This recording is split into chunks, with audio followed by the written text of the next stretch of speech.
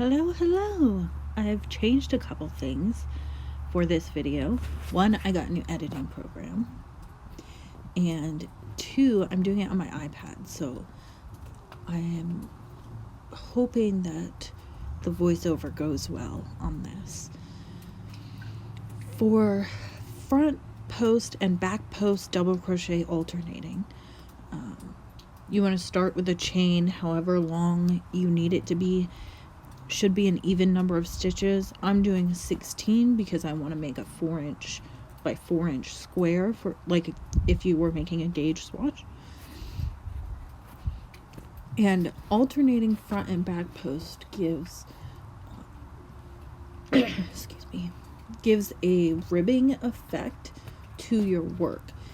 So that makes it good for like wristbands on gloves, bands of hats, anything that needs a little bit of stretch. I guess if you wanted to crochet socks or slippers, it would be good for the top opening of that too.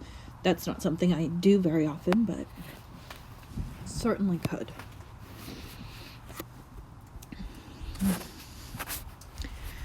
Now real quick, I'm just measuring out my chain. I made this little gauge swatch out of a plastic divider from a binder and some washi tape. You can buy them at the store, but use what you have, right?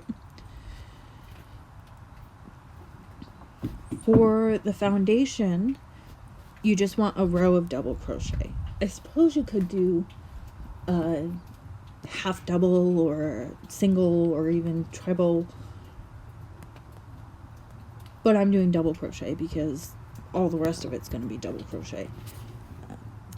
But like say you had a single crochet hat and you wanted to work this onto the brim, you could certainly add a double crochet to a single crochet foundation row.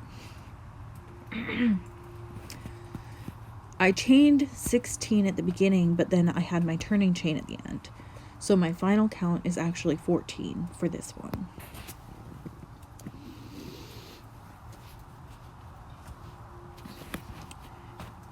And for the second row, you're going to chain 3, turn your work, and then I start with a front post double crochet. So you're going to yarn over, put the hook from the front to the back of the post and back through the front. Yarn over, pull through that loop, yarn over, pull through 2 loops, yarn over, pull through 2 loops. So the steps other than looping around the post are all the same as a normal double crochet. It's just where you insert your hook that makes a difference. And then right after that, we're going to do a back post double crochet. For the back post, you want to insert from the back side of your work over the post and through back to the back side. And then you pull up a loop and complete the double crochet.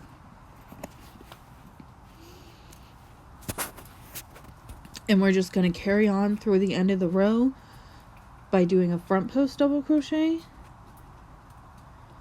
and then doing a back post double crochet.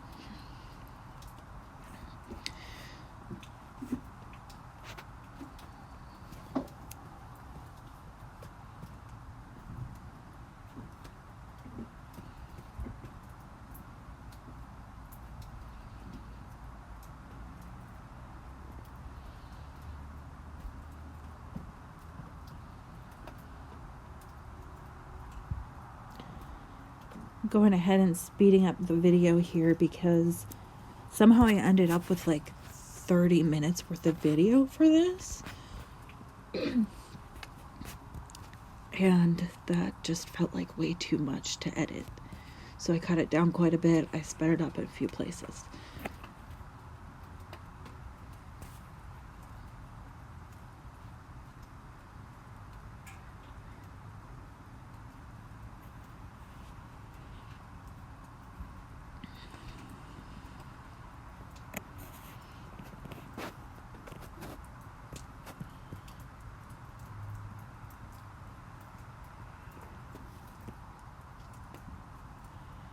And this is the last stitch of your first row.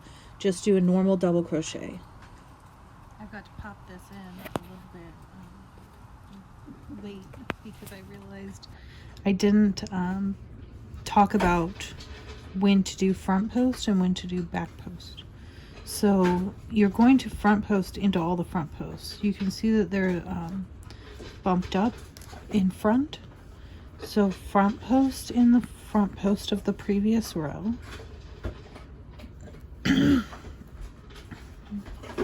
And then you're going to back post in the back post of the previous row. Right here, this pink one.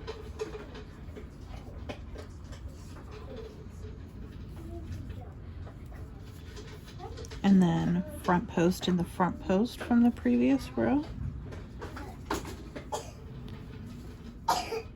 And so you just alternate front and back, and you can tell which one you're starting with when you start your new rows by seeing which one it is.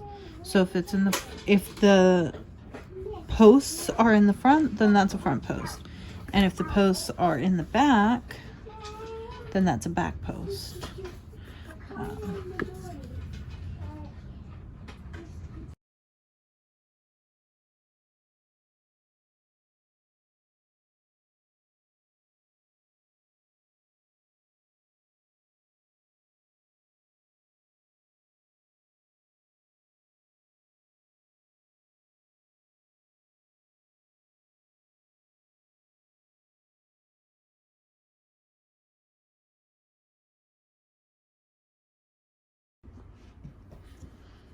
So I purposefully started the chain right at 4 inches because I wanted to show you what happens. Because you're going from the front to the back on all these stitches, they sort of pull together.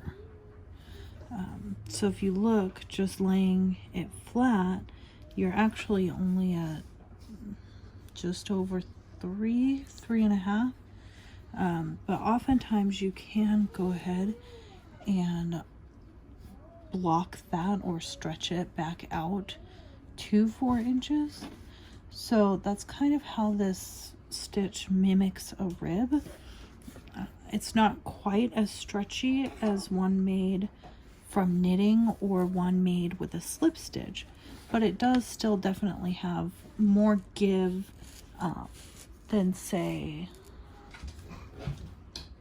a normal, let's grab one of my other swatches. Like, it definitely has more stretch than a single crochet.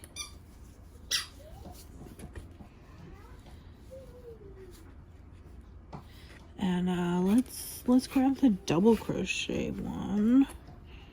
There's my double. So that stretches just a bit. This is also cotton, so that makes a slight difference, but this has a lot more stretch to it. And when I do the slip stitch rib, I'll compare that one with this one so you can see the difference.